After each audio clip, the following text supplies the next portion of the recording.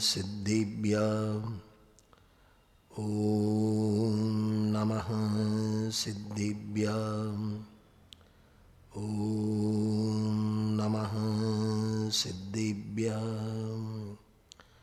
ઓમ શુદ્ધાત્મની નમઃ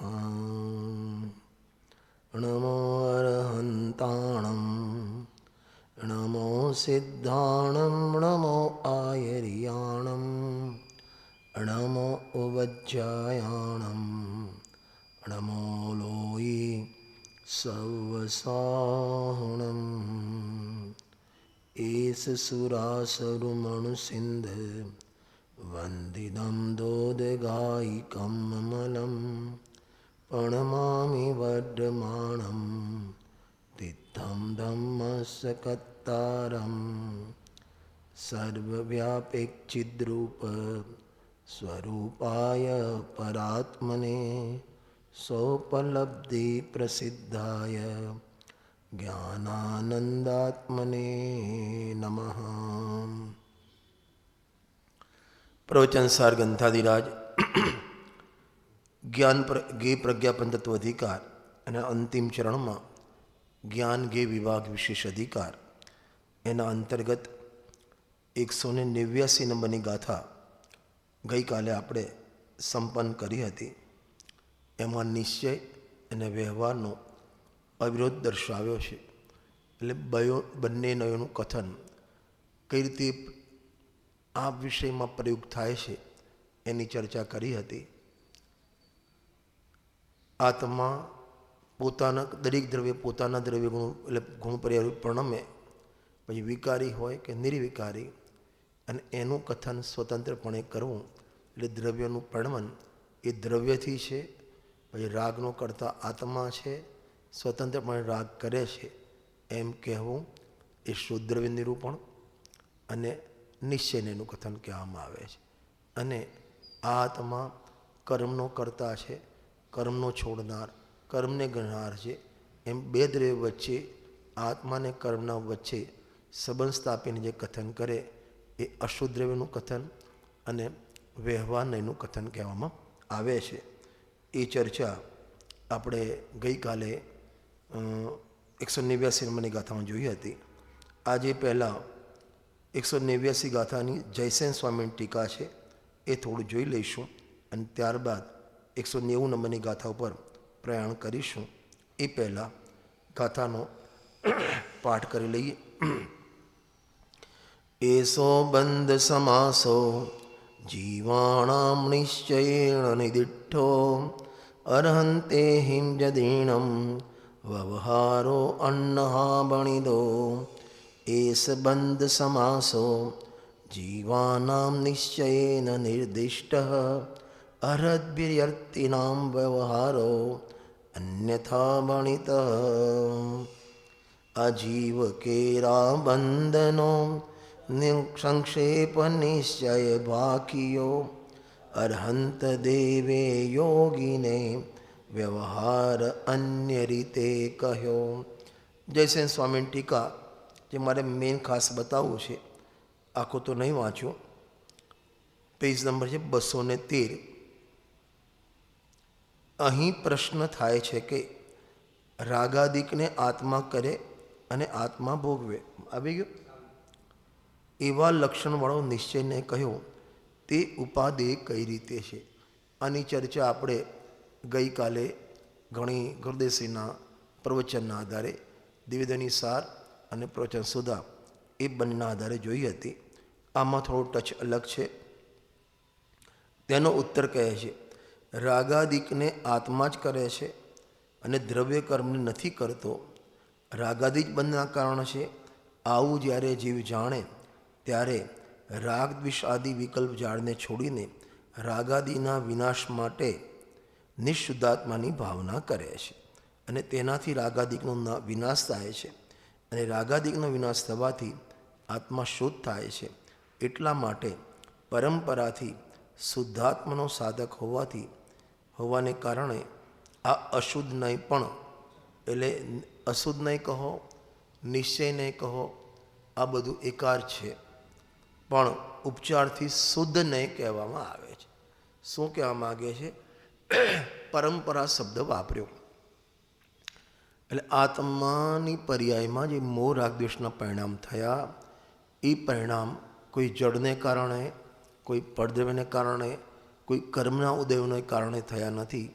તારો પોતાનો જ દોષ છે એમ સ્વીકાર કરે, પછી એ રાગાદી દુઃખરૂપ છે તેના નાશનો પણ ઉપાય કરે. જે રાગનો સ્વીકાર જ ના કરે પોતાની ભૂલ તરીકે, તેને નાશનો ઉપાય પણ ના કરે. અને નાશનો ઉપાય કઈ રીતે કરે? કે શુદ્ધાત્માનો આશ્રય કરે. અને શુદ્ધાત્માનો આશ્રય કરે તો પર્યાયમાં રાગાદીનો અભાવ થાય. તો રાગનો સ્વીકાર કરનાર જે અશુદ્ધ નહીં, એને પણ શુદ્ધ નહીં કીધી. કેમ? કારણ કે એના સ્વીકાર કર્યા પછી એના નાશનો ઉદ્યમ કરે.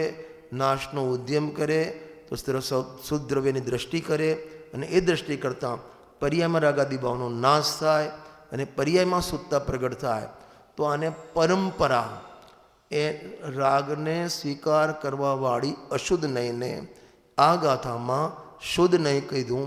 કારણ કે ભવિષ્યમાં એ સ્વીકાર કરતાં રાગનો અભાવ કરવા માટે શુદ્ધાત્માની દ્રષ્ટિ કરે અને રાગનો નાશ કરે તો પર્યાયમાં શુદ્ધતા પ્રગટ થાય. આવી પરંપરા, કારણનું કારણ, પરંપરા એટલે કારણનું કારણ જાણીને એ રાગનો કરતા આત્મા છે એમ કહેવું, એ પણ શુદ્ધ દ્રવ્ય નિરૂપણ, શુદ્ધ નહીંનું કથન, નિશ્ચય નહીંનું કથન કહેવામાં આવ્યું છે. અને એ નિશ્ચય નહીંને ઉપાદેય પણ કહેવામાં આવે. ઉપાદેય કહીને રાગને ઉપાદેય નથી કરવો, કરવો છે રાગનો નાશ જ. પણ એ રાગ નિશ્ચય નહીં કહી, એને ઉપાદેય કહી, એ રાગનો સ્વીકાર કર્યા પછી સ્વભાવની દૃષ્ટિપૂર્વક એ રાગનો નાશ કરે છે. તો આ પરંપરાથી એને પણ ઉપાદેય કહેવામાં આવે છે. અને આટલા માટે પરંપરાથી શુદ્ધાત્માનો સાધક હોવાને કારણે આ શુદ્ધ નહીં પણ, અશુદ્ધ નહીં પણ ઉપચારથી શુદ્ધ નહીં કહેવામાં આવે છે, નિશ્ચય નહીં કહેવામાં આવે છે, અને તેવી રીતે તે ઉપાદેય કહેવામાં આવે છે. આમ અભિપ્રાય છે. હવે આપણે આ તો 189 ગાથા પૂરી થઈ. હવે 190, 91, 92, 93, 94 આ બધી ગાથામાં શુદ્ધ નહીં અને અશુદ્ધ નહીંની વાત છે. 190 નંબરની ગાથામાં અશુદ્ધ નહીંથી અશુદ્ધ આત્માની પ્રાપ્તિ થાય. પછીની ગાથામાં શુદ્ધ નહીંથી શુદ્ધાત્માની પ્રાપ્તિ થાય. સિમ્પલ ગાથાઓ છે. 2 નહીં, એક અશુદ્ધ નહીં અને એક શુદ્ધ નહીં. હવે અહીં અશુદ્ધ નહીં, શુદ્ધ નહીં નોટ શું કરવાનો? આ આત્મા કર્મનો કરતા છે, પરદ્રવ્યનો કરતા છે, એમ એક સ્વદ્રવ્યનો, આત્માનો પર સાથે સંબંધ છોડીને કરતા કર્મ કારણ કાર્યદિક સંબંધ બતાવવો એ અશુદ્ધ નહીં કહેવાય. અને આત્મા પોતાના જ પરિણામનો કરતા છે રાગાદિકનો, એ શુદ્ધ નહીં કહેવાય. તો અશુદ્ધ નહીંથી અશુદ્ધ આત્માની પ્રાપ્તિ થાય, શુદ્ધ નહીંથી શુદ્ધાત્માની પ્રાપ્તિ થાય. આ 190 અને 191 નંબરની ગાથા છે. 192 અને 93 નંબરની ગાથામાં બહુ સરસ વાત કરી છે કે ધ્રુવપણાને લીધે આત્મા જ ઉપાદેશ. આ 192 ગાથામાં ધ્રુવપણાના લીધે આત્મા જ ઉપાદેશ છે. 92મી ગાથામાં આ જ વાતને 193 ગાથામાં નાસ્તિથી કીધું કે આત્મા સિવાય બાકી બધું અધ્રુવપણાને લીધે કોઈ પણ વસ્તુ ઉપાદેય નથી. ફરીથી કહું છું, 190, 91, 92, 93 4 ગાથાનો વિષય જોઈએ. તો 190માં અશુદ્ધ નહીંનો આશ્રય કરે તો અશુદ્ધ આત્માની પ્રાપ્તિ થાય. 191માં શુદ્ધ નહીંનો આશ્રય કરે તો શુદ્ધાત્માની પ્રાપ્તિ થાય. ત્યારબાદ 192 ગાથામાં કે આત્મા ધ્રુવ છે અને ધ્રુવ હોવાથી આત્મા જ ઉપલબ્ધ કરવા યોગ્ય છે, આશ્રય કરવા યોગ્ય છે, ગ્રહણ કરવા યોગ્ય છે. 193 નંબરની ગાથામાં આત્મા સિવાય જગતમાં કાંઈ પણ ધ્રુવ નથી, બધું અસ્થિર છે, માટે આત્મા સિવાય બીજું કંઈ ઉપલબ્ધ કરવા જેવું નથી. આ 4 ગાથા થઈ. અને 194 અને 195 ગાથામાં શુદ્ધાત્માની ઉપલબ્ધિ કરે તો શું થાય, કયા ફળની પ્રાપ્તિ થાય, એ 194 અને 195 નંબરની ગાથામાં એનું ફળ બતાવ્યું છે. ફરીથી અશુદ્ધ નહીંથી અશુદ્ધ આત્માની પ્રાપ્તિ, શુદ્ધ નહીંથી શુદ્ધાત્માની પ્રાપ્તિ. આ 190 અને 191 ગાથા. 192 ગાથા અને 193 ગાથામાં આત્મા ધ્રુવ છે, માટે આત્મા ઉપલબ્ધ કરવા યોગ્ય છે. 193 નંબરની ગાથામાં આત્મા સિવાય જગતમાં કાંઈ પણ ધ્રુવ નથી, માટે બીજી કોઈ વસ્તુ ઉપલબ્ધ કરવા યોગ્ય નથી. 194 95 ગાથામાં આત્માને ઉપલબ્ધ કરીએ તો શું થાય, શું ફળની પ્રાપ્તિ થાય. 194 અને 195 અને 195 ગાથામાં આ બેની વાત કરી છે. પછી 196થી વિષય પલટાશે. આ રીતે 6 ગાથાનો વિષય શુદ્ધાત્મા એટલે અશુદ્ધ નહીંથી અશુદ્ધાત્માની પ્રાપ્તિ, શુદ્ધ નહીંથી શુદ્ધાત્માની પ્રાપ્તિ. શુદ્ધાત્માની ઉપલબ્ધિ કરે એટલે ધ્રુવ છે, માટે એ જ ઉપલબ્ધ કરવા યોગ્ય છે. બાકી અધ્રુવ છે, માટે કોઈ આશ્રય કરવા યોગ્ય નથી, ઉપલબ્ધ કરવા યોગ્ય નથી. અને શુદ્ધાત્માની ઉપલબ્ધિથી શેની પ્રાપ્તિ થાય એની ચર્ચા આ 6 ગાથાઓમાં કરવામાં આવેલી છે. એમાં પહેલાં 190 નંબરની ગાથા આપણે ઉપરનું હેડિંગ વાંચીએ છીએ. જુઓ, પેજ નંબર છે મારામાં 351, તમારામાં જે હોય કાઢી લેજો. હવે અશુદ્ધ નહીંથી અશુદ્ધ આત્માની પ્રાપ્તિ થાય છે. જુઓ, જે સમયસારમાં ગાથા છે સંબર અધિકારમાં લગભગ છે, જે શુદ્ધ જાણે આત્મને તે શુદ્ધ આત્મ જ મેળવે, અણશુદ્ધ જાણે આત્મને અણશુદ્ધ આત્મા તે લહે. ત્યાં સેન્સ અલગ છે. તમને ગાથા કાઢું 200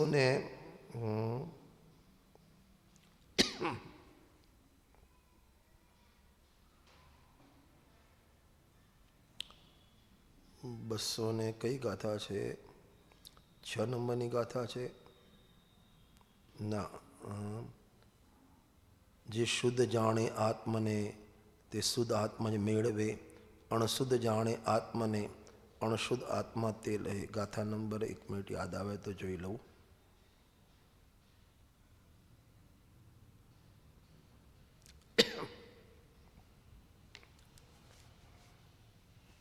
સંબર અધિકારમાં છે લગભગ ગાથા.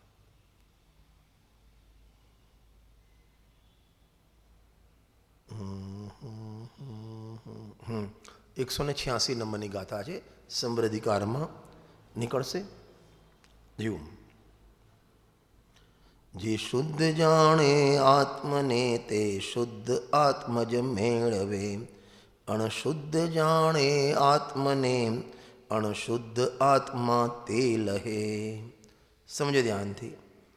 અહીં સંવરની આત્માને ગ્રહણ કર્યો તેની પર્યાયમાં સંવરની પ્રાપ્તિ થાય.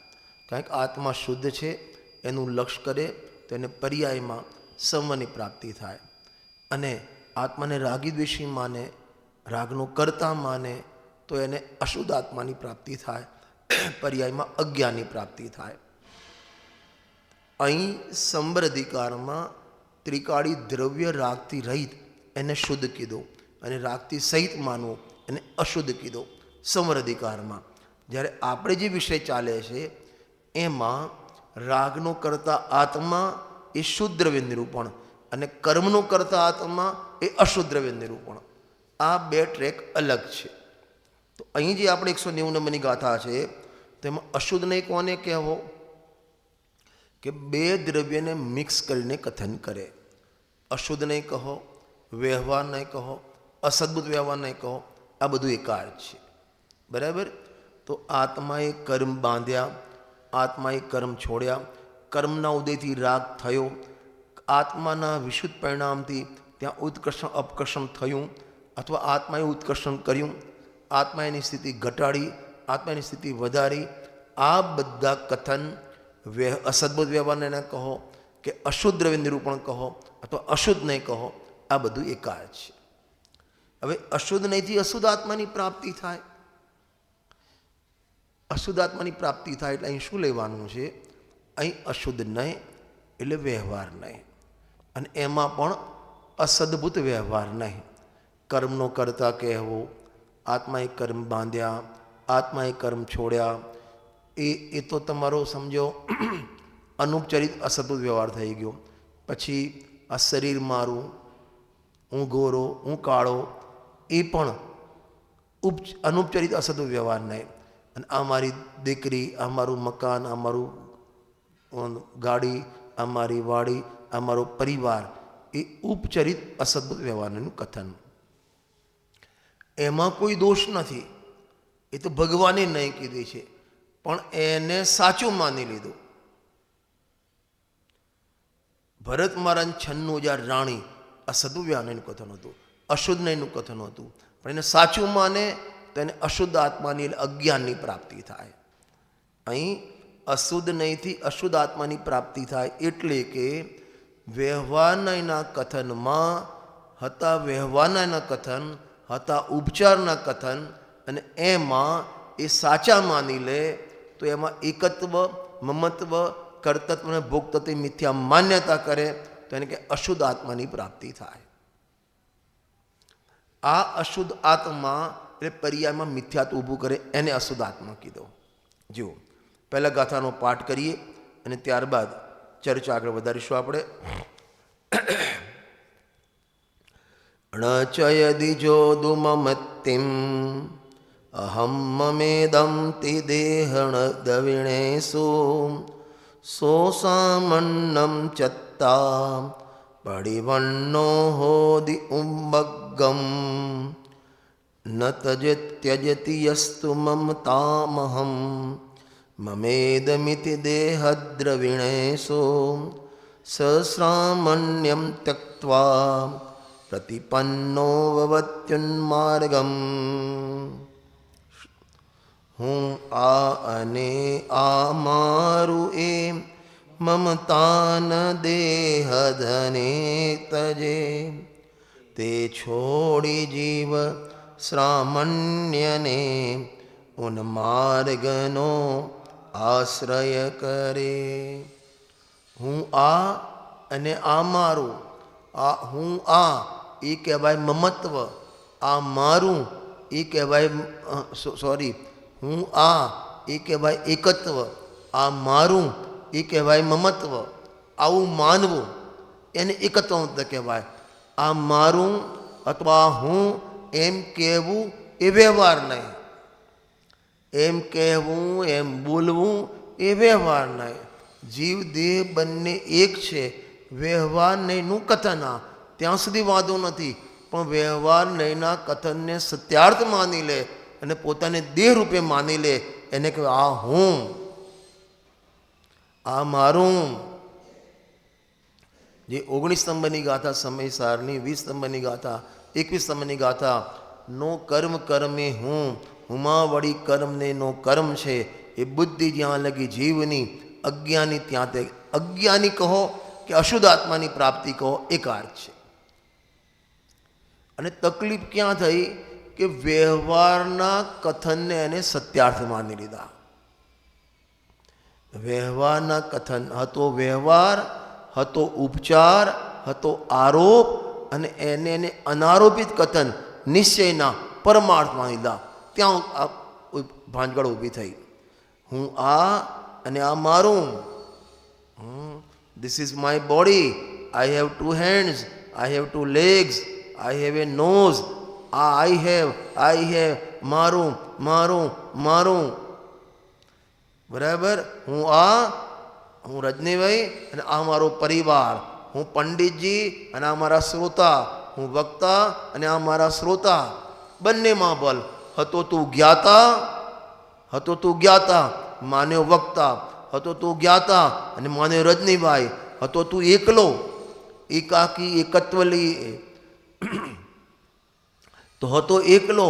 હું એક સદ સદારૂપી જ્ઞાન દર્શન મય કરે, કંઈ અન્ય તે મારું જરી પરમાણુ માત્ર. તારો પરમાણુ પણ તારો નહોતો વાસ્તવમાં, છતાં પણ આ મારી દુકાન, આ મારું મકાન, આ મારું ઘર, આ મારી ગાડી, આ મારા છોકરા, આ મારી પત્ની, એમ મારા મારા મારા મારા 24 કલાક એકત્વમાં તો કરે છે. શેમાં? એ મમતા ન દેહ ધને તજે. આ શરીરમાં મમતા અને બહારમાં સંયોગોમાં ધને એટલે ધનાધિકમાં. ધન લખ્યું બધું સમજી લેવું. ધન દોલત, ગાડી વાડી લાડી, રૂપિયા પૈસા, ધન દોલત, હા, છોકરા, પરિવાર, સમાજ, દેશ, આ બધામાં એની મમતા ચાલુ છે. અને એ મમતાથી હર સમયે એ અનેક પ્રકારના કર્મના પોટલા બાંધ્યા છે. અને ગુરુદેવ તો કહે છે, અને ટોલમણી સાહેબના આધારે, આ ભવતરુનું મૂળ એક જાનહો મિથ્યા ભાવ. અને એ મિથ્યાત્વ જડ છે આખા સંસારરૂપી વૃક્ષનું. કયું મિથ્યાત્વ? હું આ, અને આ મારું, આ મારી દુકાન, આ. અરે 5 દિવસ પંચકામ પ્રતિષ્ઠામાં ગયો અને જે રૂમમાં તને ઉતારો આપ્યો ત્યાં પણ તારી મમતા ચાલુ. ગયો તો સોનગઢ મમતા છોડવા માટે, ત્યાં પણ મમતા પાકી કરીને આવ્યો. આ મારો રૂમ, આ મારું ગાદલું, આ મારું ઓશિકું, આ મારા કપડાં, આ મારા, આ મારા, મારા મારા મારા. સંધ્યાબેન જો કહે છે એને મારું મારું મારું, આ મારો, આ મારો દીકરો, આ મારો મહેલ. એ મારો મારો સાંભળવાની બોલવાની ટેવ પડી છે ને, અહીંથી નરકમાં જશે ને ત્યાં એની એક જ અવાજ સાંભળવા મળશે, મારો મારો મારો, કાપો. હું આ અને આ મારું, આવી જે મમતા. એટલે પહેલા બેમાં હું આ એ એકત્વ બુદ્ધિ કહેવાય, આ મારું એ મમત્વ બુદ્ધિ કહેવાય. આટલામાં સમયસારની 1 થી 68 ગાથા લઈ લીધી. સમયસારની 1 થી 68 ગાથામાં એકત્વ બુદ્ધિ અને મમત્વ બુદ્ધિને નિષેધ કર્યો. અને ત્યારબાદ 69 થી 144 76 ગાથામાં કર્તત્વ અને ભોક્તત્વ બુદ્ધિ નિષેધ કર્યો. અને જ્યાં એકત્વ મમત્વ હોય ને ત્યાં કર્તત્વ ભોક્તત્વ હોય ને હોય. આ શરીરમાં એકતા કરીને તો શરીરની ક્રિયાનો કરતા હું છું, એ કરતા બુદ્ધિ આવે વગર રહે જ નહીં. ચારે જોડિયા છે, હું આ અને આ મારું. એ મમતા જ્યાં સુધી નહીં છોડે, ન દેહે ન ધને. રૂપિયામાં મમતા, પરિવારમાં મમતા, સંયોગોમાં મમતા. અને ગુરુદેવ કેમ પેલા લેડીઝ હોય તો માથાના વાળમાં મમતા, ચમરી ગાય જેવું. હા, એનો ગાયને જે પાછળ પૂંછાનો ગુચ્છો એવો હોય, કાળો ભમ્મર. અને એટલી એમાં મોહિત થાય ને, ક્યાંક ઝાડમાં કાંટામાં અટકી જાય તો એ વાળ ના તૂટે, એના મમતામાં એનો દેહ છૂટી જાય. આપણે વિચાર કરવો, આપણી મમતા કેટલી છે. તમને ખ્યાલ તો વાળની વાત નીકળી, તને કે મારા સુવાળા વાળ, સોફ્ટ વાળ, પતલા વાળ, તને ખબર નથી. આપણે જે સાગરનું માપ કાઢીએ છીએ ને, આમાં ભાઈ 1 યોજનનો ખાડો કરવો અને એમાં તાજા જન્મેલા ઉત્તમ ભોગભૂમિના ઘેટાના વાળનો અગ્રભાગ. કેમ આવું લીધું? કારણ કે ઉત્તમ ભોગભૂમિના જે વાળ છે, તાજા જન્મેલા વાળ, એના કરતાં 8 ગુણા જાડા વાળ મધ્યમ ભોગભૂમિના વ્યક્તિના, એટલે મનુષ્યના, એ પશુના ને મનુષ્યના હોય. અને એના કરતાં 8 ગણા જાડા વાળ જગન્ય ભોગભૂમિમાં હોય. તો આપણા વાળ તો એનાથી કેટલા ઘણા જાડા હશે, વિચાર કરી જુઓ. અને એ વાળની પાછળ મારા વાળ. અમે તો પહેલાં જ્યારે કોલેજમાં હતા ને, મારે તો વાળી નીકળી ગયો, પેલો ફુગ્ગો પાડે વાળ. ફુગ્ગો કહેવાય, શું કહેવાય? આમ કરી આમ એક તો ખોપરેલ નાખે એટલે વાળ કડક થઈ જાય, પછી આમ કહીને આમ કરે દેવાનંદની જેમ. મારા વાળ. આ શરીરની મમતા નીકળી જાય ને સાહેબ, મોટા ભાગના પાપ અને મોટા ભાગનો ખર્ચો, 2 વસ્તુ કહું છું. મોટા ભાગના પાપ અને મોટા ભાગનો ખર્ચો, પૈસાનો જે વ્યય શરીર માટે કરે છે, સારું દેખાવ માટે કરે છે. સારું દેખાવ તો તારા ચારિત્રથી છે, તારા વર્તનથી છે, સંયોગોથી નથી, શરીરથી નથી. અને શરીરનું સારું થવું કે ના થવું તારા હાથમાં નથી, એ નામકર્મનો ખેલ છે. અને 24 કલાક એના પાછળ સમય પણ બગાડે, રૂપિયા પણ બગાડે. અને એ રૂપિયા માટે પાછો નવા પાપ કરી અને કમાય. પાપ કરીને કમાય અને પાપમાં ખર્ચે. ગજબ થઈ ગયો. અને ઉદય પુણ્યનો વ્યર્થ જાય તારો. કેટલું લોસમાં છીએ આપણે. તને રૂપિયા પૈસા ધન દોલત મળે પૂર્વના પુણ્ય ઉદયથી, તારું પૂર્વ પુણ્ય ખર્ચાય છે અને એ પૈસા કમાવતું કરે પાપ. બે વાત, પુણ્ય બળ્યું, નવું પાપ પેદા કર્યું અને એ પૈસા ભેગા કરીને પછી ખર્ચે છે એમાં પાપમાં. મોટા ભાગના પૈસા તારા પાપમાં જાય છે. ખાલી આજે ખાનપાન વિશે તો પાપ છે જ, પણ એ પૈસા ભેગા કરવાનો ભાવ પરિગ્રહ એ પણ પાપ છે. અને સૌથી મોટો પાપ પરિગ્રહ છે. લોભ પાપનો બાપ કીધો છે. ખ્યાલ આવે છે ને? 24 કલાક એના પાછળ. જ્યાં સુધી આ મમતા નહીં છૂટે ત્યાં સુધી તે છોડી જીવ શ્રાવણ્યને ઉન્માર્ગનો આશ્રય કરે. તે શ્રાવણ્યને છોડીને ઉન્માર્ગનો, એટલે એને કોની વાત કરી? ઊંચા મુનિરાજની વાત કરી. મુનિ દીક્ષા શ્રાવણ એટલે મુનિ દીક્ષા. મુનિ દીક્ષા ઇનકાર કરીને પણ જો મમતા છોડતો નથી તો ઉન્માર્ગમાં જાય છે, ખોટા માર્ગે જાય છે. એમને એમ નથી લખ્યું મુનિવ્રતધાર અંત બાર ગ્રીવક ઉપજાયો. ખોટા માર્ગે જાય છે. અહીં મંદિરમાં તું આવ્યો દર્શન કરવા, પૂજન કરવા, પ્રક્ષાલ કરવા, સ્વાધ્યાય કરવા, અને ત્યાં પણ તારી મમતા છૂટી નહીં તો કે તું ઉન્માર્ગે જઈ રહ્યો છું. આપણે આપણા ઉપર ઘટાવો. ખ્યાલ આવે છે ને? ઉન્માર્ગે જઈ રહ્યા છે. સોનગઢમાં પ્રતિષ્ઠામાં ગયો સતમાર્ગમાં જવા માટે, ત્યાં પણ તે તારી મમતા છોડી નહીં અને મમતા પુશ કરી તો ઉન્માર્ગમાં જઈ રહ્યો છે. અરે અધ્યાત્મમાં તો સમયસારનો અંદરમાં ટચ કરીએ ને તો પર્યાયમાં રાગ ભગવાનની ભક્તિનો ભાવ થયો, શુભ ભાવ, એમાં પણ એકતા કરે તો ઉન્માર્ગમાં જાય છે. બીજે શું વાત કરવી? ક્ષયોસમ જ્ઞાનમાં અટકી ગયો તો ઉન્માર્ગમાં જાય છે.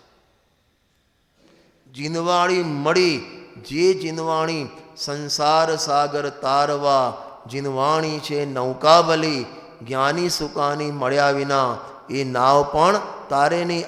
આ જીનવાણી માતા તને સંસારરૂપી સમુદ્રમાં તરવા માટે મળી અને એ જીનવાણી વાંચીને તું ક્ષયોસમ ભાવમાં એકતા કરી તો ઉન્માર્ગમાં જાય છે. ગજબ છે ને? હજી તો મોટી મોટી મમતા બુદ્ધિ છૂટતી નથી આપણી. ત્યાં મોદી સાહેબ કે મારી 140 કરોડની જનતા, અને તું અહીં કે મારું 25 જણનું કુટુંબ. માન્યતા બંનેની સરખી છે. દોષ માન્યતાનો છે. અને પાપ સંયોગ પ્રમાણે લાગતું નથી, ક્રિયા પ્રમાણે પાપ લાગતું નથી, માન્યતાનો મોટું પાપ લાગે છે. ક્રિયા પરિણામને અભિપ્રાય તો ક્રિયાનું ફળ 0, પરિણામનું ફળ 1%. 99% તો તને તારા અભિપ્રાયનું પાપ લાગે. અને અભિપ્રાયમાં તારી એકતા અને મમતા ચાલુ છે. લખ્યું ને? તે જ શ્રાવણ્ય મુનિરાજની વાત લઈ લીધી. દીક્ષા ગ્રહણ કરી, ઘર પરિવાર છોડી 28 મુણગુનું પાલન કરે. હા, અને પોતાના માટે બંધારો આહાર લે નહીં. 18,000 દોષે શીલનું પાલન કરે, છતાં પણ એ શરીરમાં અને સંયોગમાં એકતા છૂટી નથી, મમતા છૂટી નથી. તે ઉન્માર્ગમાં સ્થિત છે. અશુદ્ધ આત્માની પ્રાપ્તિ કરે છે. ગજબ છે. હું આ અને આ મારો પરિવાર. ગાંડો થઈ ગયો બિચારો. હું તો ઘણી દ્રષ્ટાંત આપું છું. ભાઈ અંદર ને વસઈથી બિચારા જાય, રોજ સવારે 8:32ની ટ્રેન પકડી લટકતા જાય અને રાતે 10 વાગે લટકતા પાછા આવે. લોતપોત થઈ ગયા હોય અને ઘરમાં હાથ પગ ધોઈને બેસે, અને જ્યાં છોકરો પોતરો આવે અને ખોળામાં દાદા કરે, આનો બધો થાક ઉતરી જાય. આને કહેવાય મમતા. તો જ્ઞાની ધર્માત્મા ભરત મહારાજા હતા. 96,000 રાણી, 64,000 દીકરા, 32,000 દીકરીઓ. તો એ બધાના છોકરા પણ હશે, એ પણ રમાડતા હશે કે નહીં રમાડતા હોય? એ પણ ઘોડો ઘોડો કરતા કે નહીં કરતા હોય? ઘોડો ઘોડો હા કરતા હોય, પણ અંદર હૃદયની ભાષામાં ખડખડિયું નારિયેલ, અંદરથી ઘોડો છૂટો પડી ગયેલો છે. અંદર મમતા નથી. ક્રિયા સેમ, કદાચિત પરિણામ પણ સેમ દેખાય, પણ અભિપ્રાયમાં આસમાન જમીનનો ફરક છે.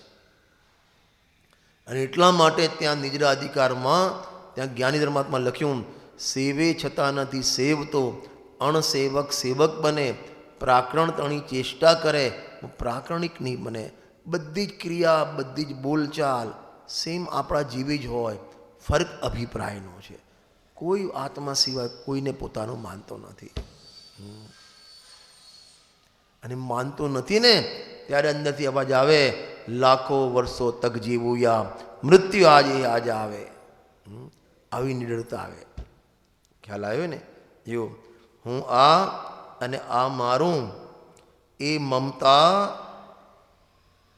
જ્યાં સુધી ન તજે, કોના વિશે? દેહ વિશે, ધન વિશે, પરિવાર વિશે, કુટુંબ વિશે, અરે મંડળ વિશે, મંદિર વિશે, જીનવાણી વિશે, લગાવો દરેકમાં. આત્મા સિવાય પરદ્રવ્યમાં એકતા મમતા કરવી, આ બધા દુઃખના મૂળ છે બધા. તે છોડી જીવ શ્રામણને, એટલે એ છોડતો નથી, મમતા છોડતો નથી, તો શ્રામણ્યને ઉન્માર્ગનો, ખોટા માર્ગનો, મિથ્યા માર્ગનો એ આશ્રય કરે છે. એટલે એને અશુદ્ધ આત્માની પ્રાપ્તિ થાય. જો ટીકા, જે આત્મા, ટીકા આવી, જે આત્મા શુદ્ધ દ્રવ્યના નિરૂપણ સ્વરૂપ નિશ્ચય નહીંથી નિરપેક્ષ રહીને અશુદ્ધ દ્રવ્યના નિરૂપણ સ્વરૂપ વ્યવહાર નહીંથી જેને મોહ ઉપજ્યો છે એવો વર્તો થકો, આ હું છું અને આ મારું છે એમ આત્મીયપણે, એટલે કે પોતાપણે દેહ અને ધનાદિકમાં પરદ્રવ્યમાં મમતા છોડતો નથી, તે આત્મા ખરેખર શુદ્ધાત્મા પરિણતિ રૂપ જે સામાન્ય નામનો મોક્ષ માર્ગ, તેને દૂરથી છોડીને અશુદ્ધાત્મ પરિણતિ રૂપ ઉન્માર્ગનો જ આશ્રય કરે છે. આથી નક્કી થાય છે કે અશુદ્ધ નહીંથી અશુદ્ધ આત્માની જ પ્રાપ્તિ થાય છે. બહુ લાંબુ વાક્ય થઈ ગયું. હવે આપણે આને ટૂંકામાં કરીએ છીએ. જે આત્મા શુદ્ધ દ્રવ્યના નિરૂપણ સ્વરૂપ નિશ્ચય નહીં, એક પાઠ એ તો આગળની ગાથામાં આવી ગયું કે શુદ્ધ દ્રવ્યના નિરૂપણ રૂપ નિશ્ચયને કોને કહેવાય. અહીંની ગાથામાં શુદ્ધ દ્રવ્યના નિરૂપણ સ્વરૂપ નિશ્ચયને કોને કહેવાય કે આત્મા પોતાના પરિણામનું કર્તા છે. અને એ પરિણામ થવામાં, રાગ થવામાં, મોહ થવામાં, મિથ્યાત્વ થવામાં, અજ્ઞાન થવામાં આત્મા સ્વતંત્ર છે. એમાં કોઈ પરદ્રવ્યનો, કોઈ કર્મનો, કોઈ ઉદયોનો કોઈ રોલ નથી. એમ એ રાગરૂપ પરિણમનને પરથી નિરપેક્ષ જોવું, આનું નામ નિશ્ચય નહીં. બરાબર? હવે શું કહે છે?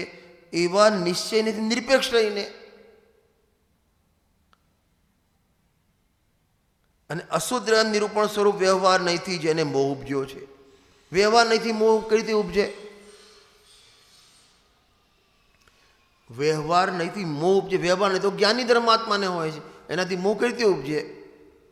હા, ખરેખર તો નિશ્ચય નહીં અને વ્યવહાર નહીં એ બંને સમ્યક શુદ્ધ જ્ઞાનના, સાચા સમ્યક જ્ઞાનના અંશ છે.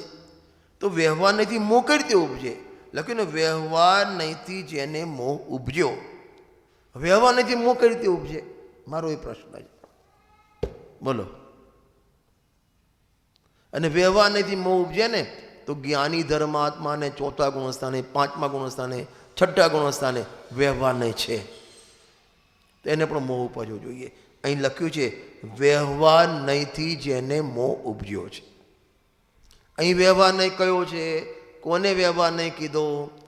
કે આત્માના ને કર્મ સાથે સંબંધ બતાવો એ વ્યવહાર નહીં.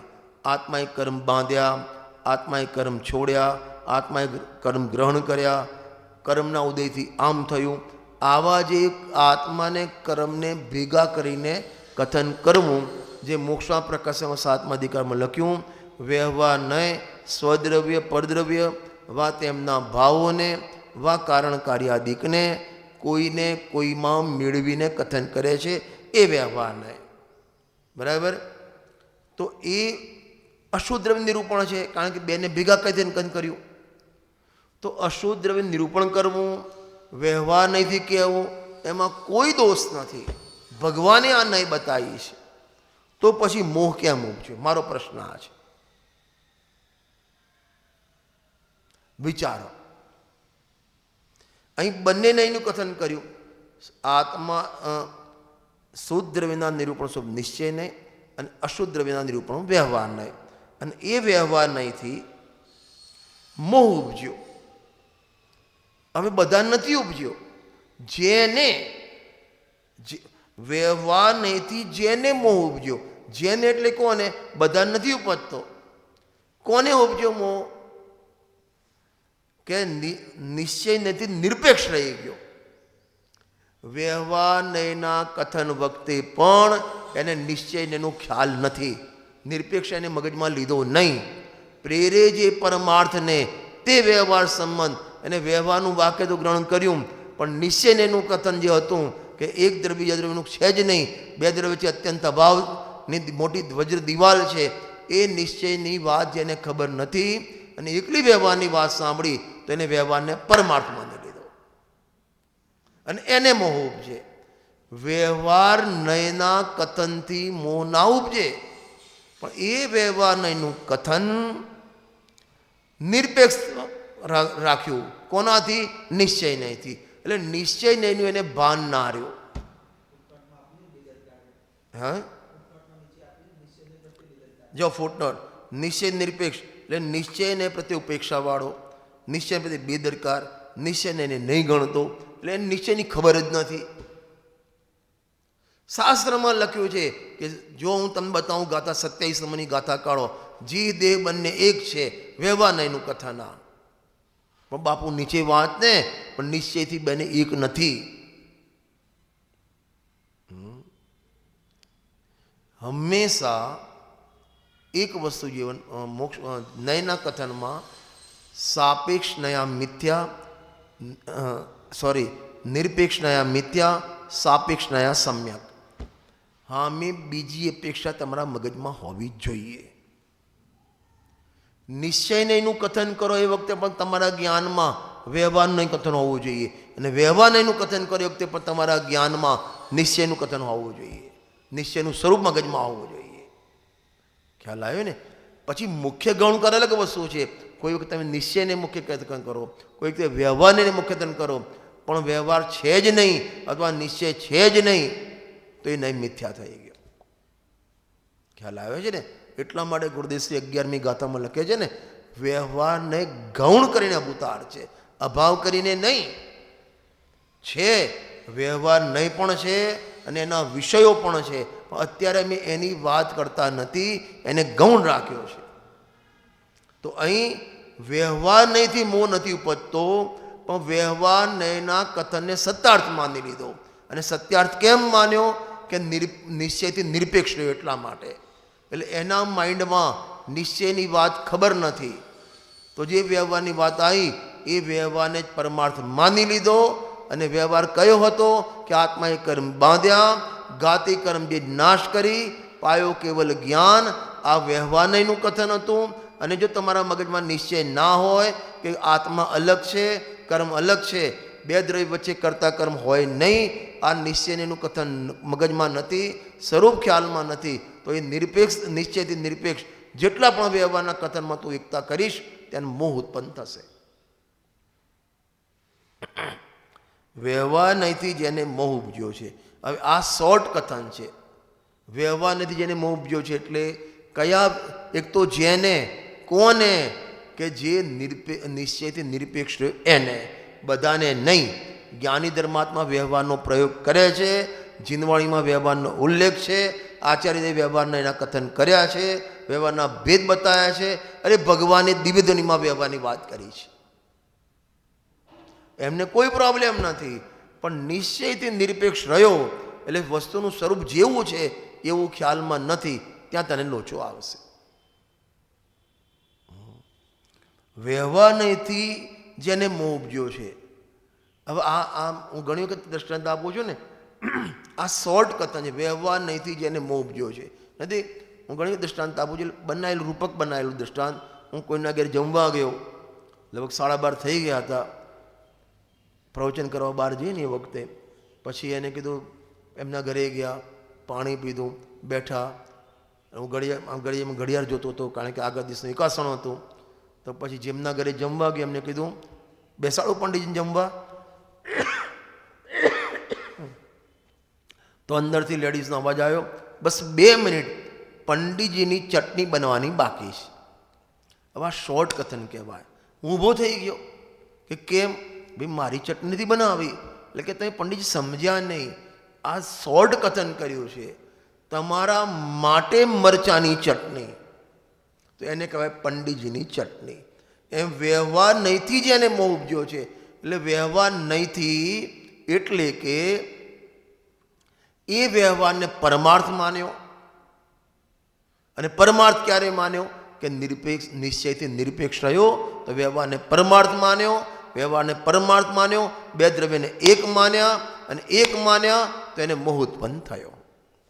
આને કહેવાય વ્યવહાર નહીંથી જેને મોહ ઉપજ્યો છે. અને શ્રીમદજી સાહેબે લખ્યું, ઉપજે મોહ વિકલ્પથી સમસ્ત આ સંસાર. આખી સંસારની જડ આ છે. કથનમાં દોષ નથી, પણ કથનને તું કઈ રીતે ખતવે છે એમાં ઉત્પન્ન થાય દોષ. ખ્યાલ આવે છે ને?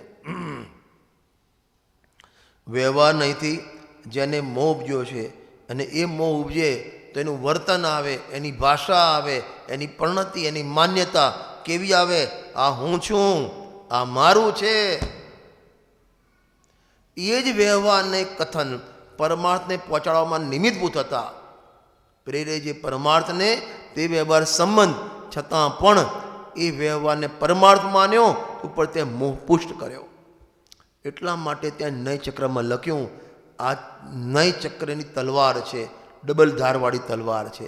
તમને તલવાર ચલાવતા આવડે તો દુશ્મનનું માથું કપાય, ના આવડે તો પોતાનું માથું કપાય. આ નય આવી વસ્તુ છે. આ હું અને આ મારું એમ આત્મીયપણે, પોતાપણે, એટલે ભેદ શરીરના આત્મા. આપણે આપણને શરીરના આત્માનો કે શરીર અલગ છે ને આત્મા અલગ છે એવું તમને લાગે છે? નથી લાગતું. સોગાની સાહેબ જુઓ, અમે એક ટિકિટમાં 2 મુસાફરી કરીને આવ્યા.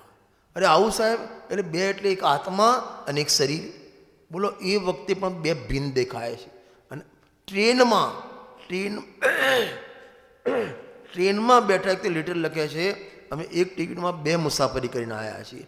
તો એ વખતે પણ મુસાફરી વખતે પણ 2ની ભિન્નતા દેખાય છે. અને આપણે મંદિરમાં બેઠા હોય, ભગવાનની વાણી સાંભળતા હોય, ભગવાનના દર્શન કરતા હોય, એ વખતે પણ આપણને ભિન્નતા ભાસતી નથી.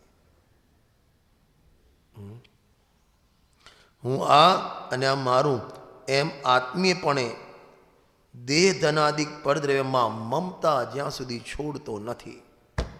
દેહ અને ધનાદિક એટલે આખું લઈ લેવાનું, શરીરથી માંડીને આખું સંયોગ, આખી દુનિયા લઈ લેવાની.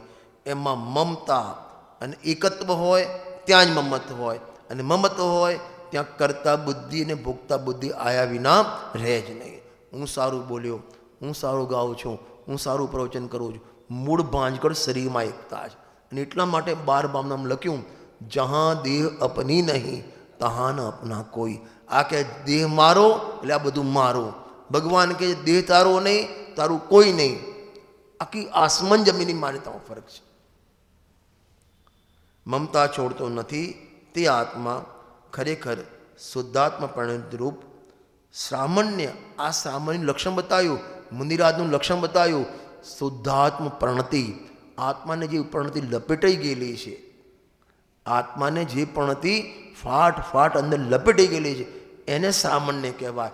આ 12માં જે 28 મુર્ગોનું પાલન કે ના, એ તો અપવાદ માર્ગ કીધો છે.